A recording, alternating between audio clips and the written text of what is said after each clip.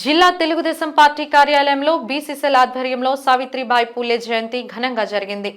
ఆమె చిత్రపటానికి పార్లమెంట్ ప్రధాన కార్యదర్శి పులమరశెట్టి శ్రీనివాసరావు, బీసీసీఎల్ చైర్మన్ తమ్మిన విజయ్ కుమార్ సహా పలువురు మహిళా కార్యకర్తలు పూలమాలలు వేసి ఘన నివాళులను అర్పించారు.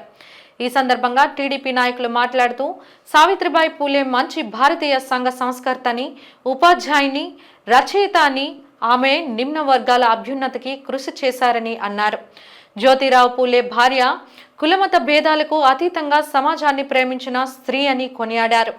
ఆధునిక విద్య ద్వారానే స్త్రీ విముక్తి సాధ్యపడుతుందని నమ్మిన ఆమె తన భర్తతో కలిసి 1848 జనవరి 1న పూణేలో మొట్టమొదటిసారిగా బాలికల పాఠశాలను ప్రారంభించారని, నూతన వ్యవస్థ కోసం ప్రాణాలను సైతం పణంగా పెట్టి సమిష్టిగా పోరాటం చేసిన వీరవనిత జ్యోతిరావు పూలే అని కొనియాడారు. భర్త చనిపోయిన ఆడవాళ్ళని, ఇంట్లో ఉన్న ఆడపడుచును కూడా ఆవిడ బయటికి తీసుకొచ్చి సమాజంలో ఆడవాళ్ళకు కూడా ఒక హక్కు తీసుకొచ్చడం గంట కూడా సావిత్రిబాయి పూలే గారిని కూడా తెలియపరుస్తున్నాం. అలాగే ఆవిడకి గురువులుగా మా జ్యోతిరావు పూలే గారు, ఆయన బీసీల కోసం ఎంత కష్టపడారో మనందరూ తెలిసిందే. అలాగే జ్యోతిరావు పూలే గారి కుటుంబాలు కూడా ఆంధ్రప్రదేశ్లో, ఇప్పుడు తెలంగాణని విడింది, ఉమ్మడి ఆంధ్రప్రదేశ్లో కూడా వాళ్ళ చుట్టారకాల బంధుత్వాలు ఉన్నాయి కాబట్టి వాళ్ళు కూడా మా సొంత మనుషులుగా భావించి ఈ కార్యక్రమాలు చేస్తున్నామని తెలియపరుచుకుంటున్నాం. Thank you sir.